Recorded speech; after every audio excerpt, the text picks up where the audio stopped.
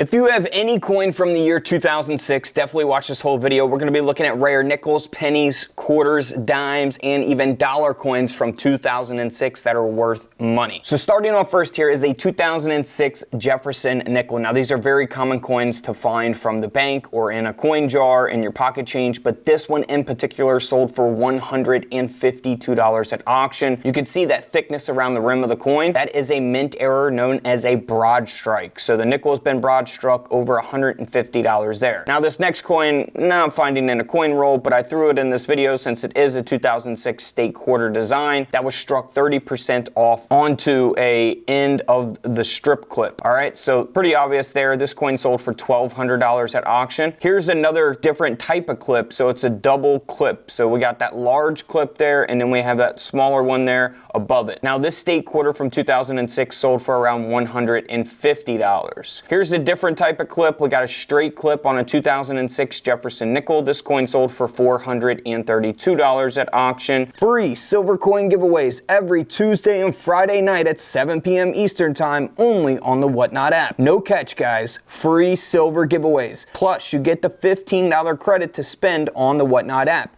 You can purchase any product from any seller and use your $15 credit today. Download the Whatnot app at the link in the comments below or scan the QR code on the screen. But let's move on to some other coins here that are not as noticeable errors. So this is something that you will probably need. You might need your coin microscopes or coin loops for this one. If you don't have a coin microscope, coin loop, coin mat, I have all those available at the link in the comments below. But if you look to the left of the building there, we zoom in there, you can see that little extra blob of metal there on the side of the building. That is what is known as a die break, also known as a cud. So you can look for cuds, die breaks on all kinds of different coins. This coin here sold for around $20 at auction, not super valuable, but this next coin, a Colorado state quarter, sold for around $50 at auction, and it does have a die break, a cud there on the rim of the coin, right there to the right of the mountains. All right, so that is something you can look for on state quarters, pennies, and all kinds of other coins as well. Now, if this coin was at a higher grade, which it would be in better condition if it was at, you know, a mint state 67 as opposed to a mint state 64, which is the grade of this coin, it could have sold for a lot more than 50 bucks. Now here is a proof coin. So this will be in your 2006 proof coin sets. It does have the S mint mark, of course, the San Francisco mint, because it's the proof coin. Now this has a die crack. It's at the 230 mark on the coin, so you can see that as we zoom in right there on the right of the mountains, all the way to the rim of the coin there, you can see that small die crack. This coin ended up selling for around $50 also. Now next up is a super rare error to look for on your state quarters. This is a 2006 North Dakota state quarter that sold for $780 at auction because it has the drop Y. All right, so you see the Y in Liberty there. If you look right below it by Washington's neck, you can also see that dropped letter Y. That is something that could easily be passed up in circulation. This coin's probably been spent numerous times. It is graded at a mint state 65 though, and this coin did sell again for $780. Next up is a 2006 Roosevelt dime that sold for around $70 at auction. You can see part of the design is being cut off there because this design was struck onto an elliptical planchet. The planchet is, for anyone that's not familiar, is just the round piece of metal that they pop out and they strike the design onto the planchet to create the coin. All right, so this is an elliptical planchet, around 70 bucks for that coin.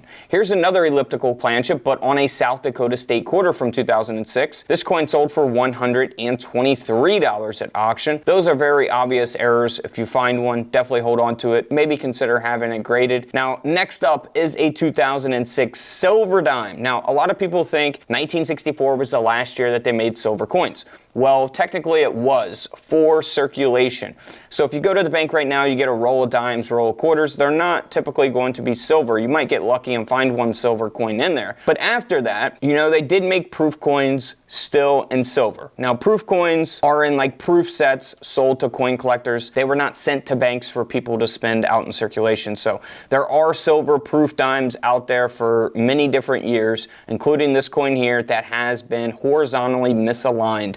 So it is a mint error, and the coin ended up selling for $228 because of that. Next up is a Colorado state quarter, once again from 2006. Looks normal on the reverse, but here on the obverse of the coin, it looks copper. And that is the inner copper layer of the quarter. We're actually missing the outer layer here on the obverse of the coin, and as a result, the coin sold for over $190. Now here's the same thing, but we're missing the clad layer on the reverse this time on a North Dakota state quarter, and it's graded at a mint state 63. Kind of weird that they would grade that at a red brown, because coin grading companies only grade pennies, I believe, at red, brown, or brown. Yeah, interesting that Annex would put red brown on this, but anyways, the coin still sold for $264 at auction, so nice little profit there for 25 cents. Now this can also happen on your Roosevelt dimes. Looks normal on the reverse, but on the obverse 2006 dime, we are missing that outer clad layer. And this coin sold for $192 also. Here's a 2006 Lincoln penny that was struck 5% off center. This mint error coin sold for over $30 at auction. So it depends on, which coin you have. This next penny was struck off center as well. It sold for around $40 at auction. The grade will affect the value, how off center the coin is, things like that. Here's another off center, but taking place on a state quarter. This coin sold for $372. Big difference in values there compared to the off center strike on the pennies. But this coin is struck 15% off center. The pennies were only struck 5 or 4% off center. So big difference there, and probably a little more rare to happen there on the state quarters as opposed to the pennies. Now, this is a very interesting coin. So this does have a grade of a proof 66. Again, this would be a coin that is typically found in, 2006 proof coin sets. Now, it's very interesting because this coin was struck onto an overweighted planchet. So how do you find out if you have, an overweighted coin? Well, you just need a coin scale. It's pretty simple, A quarter will weigh around 5.7 grams. If it weighs, 6.5 grams or 7 grams or something, way overweight like that, then you may have an overweighted planchet, and it does add a lot of value to the coin. This coin sold for around $150 at auction. Next up is a 2006 state quarter. This is one of the rarest mint errors out there. This coin design, the quarter design, was accidentally struck onto a steel washer. Or is it washer or washer? Washer. I'm gonna go with washer. All right, so a washer was at the mint somehow when these quarters were being minted, and a die came down and struck a washer. I don't know if it was on purpose from an employee or an accident or whatever happened, but somehow someone got their hands on this coin and they sold it for $8,625. I guess I can't even call it really a coin, right? It's a steel washer with a quarter design struck onto it. All right, next up is another silver dime. So again, this will be in your 2006 proof coin sets. If you look right there on the edge or the jawline there of Roosevelt, you can see that strike through mint error. So it has been struck through on the obverse of the coin. This coin sold for around $30 at auction. Now there's also waffled coins out there, and you'll see a lot of them on dollar coins or half-dollar coins. It's basically where the mint is canceling the coin so it doesn't go out into circulation and no one can spend it. Now, it's pretty cool that the mint allows these to go out and be resold and stuff like that for the canceled coins. And this 2006 Sacagawea $1 coin that is waffled and canceled by the mint ended up selling for $216. Guys, don't miss tomorrow's video. We got 2005 mint error coins coming out. We got a ton of new modern penny videos coming out where you can look for rare errors on those shield pennies, shield cents. And don't forget to hit the link, guys, in the comments below. $15 off any product from any different seller on the Whatnot app. Guys, you can come over there and enter other sellers' giveaways. You can hop back in between people's streams and auctions. You could come to my auction, enter my giveaway. But if you use my link in the comments below to download the Whatnot app, $15 will automatically come off your first purchase. It doesn't matter what product you buy. You can buy from any seller. Doesn't even have to be me, as long as you use my link. All right? You don't need a promo code. It automatically takes it out at checkout as long as you use my link to download download the app. And don't forget to subscribe in the middle. Feel free to check out the videos to the left of me. And until tomorrow, I'll see you guys in the comment section